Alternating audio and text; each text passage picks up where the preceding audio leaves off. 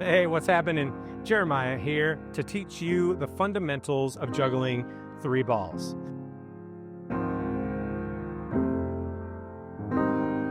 Juggling is an amazing activity for the brain and the body. It, of course, helps you become more coordinated, and it's a great activity for problem-solving skills. Now, I want to be straight with you right out the gate. This is not your learn to juggle in 60 seconds video for a very good reason.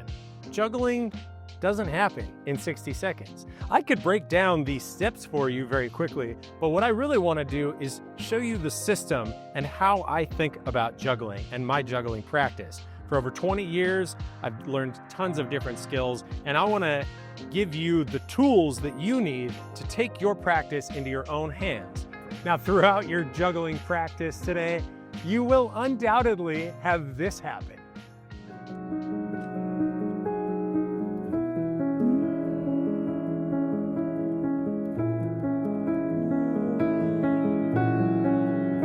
Wind drops inevitably happen. Don't stress, pick it up.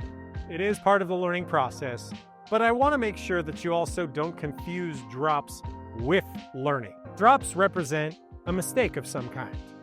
Sometimes it's as simple as like the ball wasn't quite where you thought and it was just a simple error, but oftentimes it's feedback for you. So there's something to be learned from drops, but if you find yourself dropping consistently over and over and over again, that doesn't mean you're getting better. That means you're doing something wrong over and over again. So drops have lessons. Being able to throw and catch one ball is such a fundamental skill that if you can't do these next drills really reliably, don't even bother picking up 2 or 3. Like, this is the beginning of juggling. As soon as you pull out one and start playing catch with yourself, then you are practicing juggling. Don't let anybody tell you otherwise. All right, it's really bright out here. Pull out those sunglasses. Let's get tossing.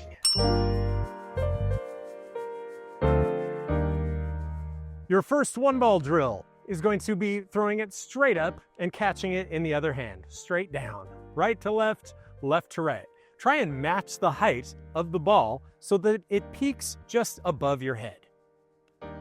Height and time are directly related in a juggling practice. If you throw it too low, there's not going to be any time for those extra juggling balls. If you throw it too high, your throw has to be way more accurate than is reasonable to ask in the early stages. And so we want to strike a compromise where we have enough time for the other balls to come in to the pattern, but we don't have to throw it too accurately. And so starting with this vertical throw is a great place to start. You can throw it from left to left, throw it from right to right, switch hands with it, but try and make sure that your throws are consistent and establish a base rhythm. Having a specific intention with every drill that you're doing is part of how you're going to get the most out of your practice. The next drill, you're going to throw it more in a U shape or a rainbow shape over the top.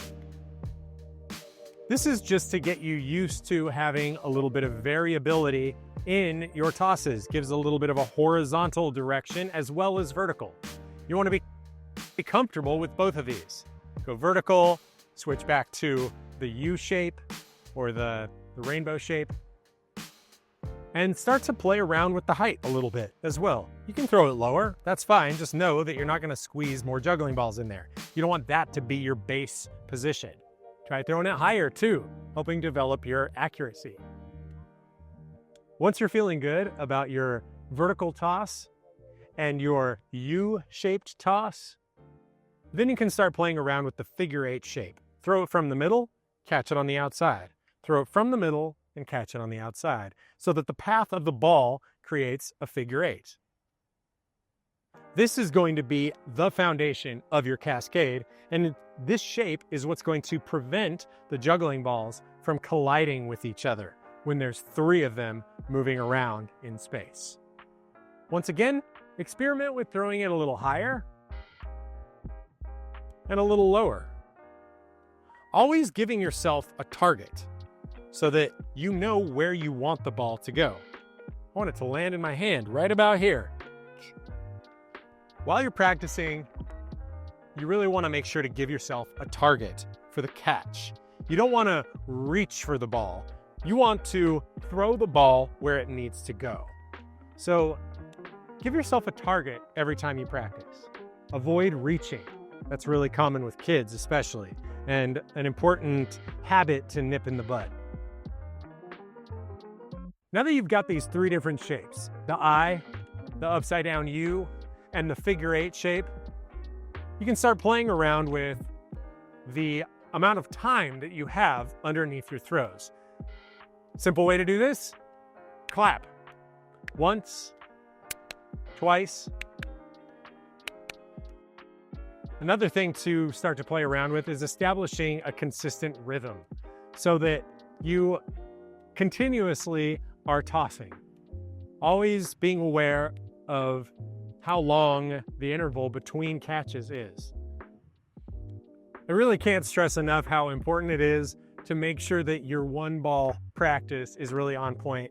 And as you develop more skills with juggling, you'll often need to find yourself coming back to one ball to train new skills. If you want to learn more advanced catches or different types of throws, coming back to 1 or 2 balls for drilling purposes is an extremely important part of developing your juggling skills. Way too often overlooked. If you're feeling good about that, it's time to pick up a second ball. All right, you're ready for 2. Both of the juggling balls are going to get thrown in the figure 8 shape. And the key thing is you want to throw the second ball the same height as the first one, but it's going to only be released when the first one hits its peak. So the first ball gets to its apex, the highest point in its throw, and that's when the second one should be released. So the one's going up while the other one is coming down into the hand. I'm throwing the second ball to free my hand to catch the first one. And that's a really key point about juggling. You're throwing the ball so that you can catch the one coming down. You want to practice each side evenly. Start with the right hand and get them both the same height. Then practice with the left hand starting. So you go right, left, and pause. Right, left, and pause. Right, left, right, left, right, left. The pause is a really important part of this process because we don't have a third ball yet. So the rhythm is not going to continue. It's going to have a weird hiccup in it.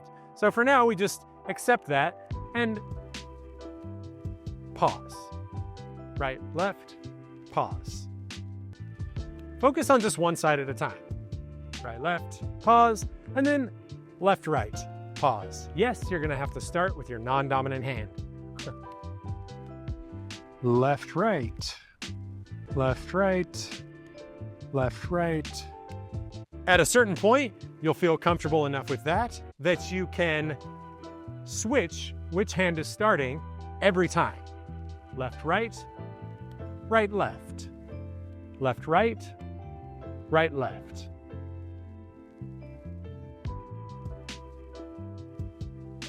If you're finding this step to be challenging, don't fret. This is one of the more difficult steps in learning to juggle. Think of it like a puzzle for your attention. You have to figure out how to direct your attention to get better at the thing you need to get better at. Chances are your first throw happens pretty automatically, and we make the mistake of focusing on that first throw all too much, when really we need to think about that second throw and making it match the first one. So here's what I want you to try. Try throwing both the balls in the air, focusing on the second one in particular, and not catching either of them. Don't worry about the catch, just throw them. This will be a challenge in its own because we're so automatically trained to catch them. But it just looks like this. Focus on making them the same height. Try that a few times, and then try this second drill where you only catch the second ball, focusing on that second throw especially. Really focus on getting that second ball the same height as the first one. Don't worry about the first one. That happens automatically. You've already got that down. there's a couple of pitfalls that you've got to watch out for. One of them is doing this, the shower. And the shower is something of a practice rut that you can get stuck in. It's totally possible to break out of it, but the more that you practice this, the deeper that rut gets. Great way to hack that is to instead start with the non-dominant hand. If you're always doing this by throwing the right hand, when you practice your double toss, start with the left hand. Go left, right. You're creating a new practice regimen. And it's a new pathway for your brain and your body. It's something you've never done before. So you're starting with a blank slate. Learn it from that non-dominant side. Try to match those heights. Left, right. Left, right.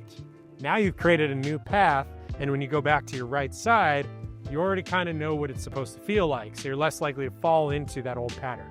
Right, left, right, left. Other common mistakes are to throw that second ball too low or too far out in front of you. And both of those are going to be corrected in a similar fashion.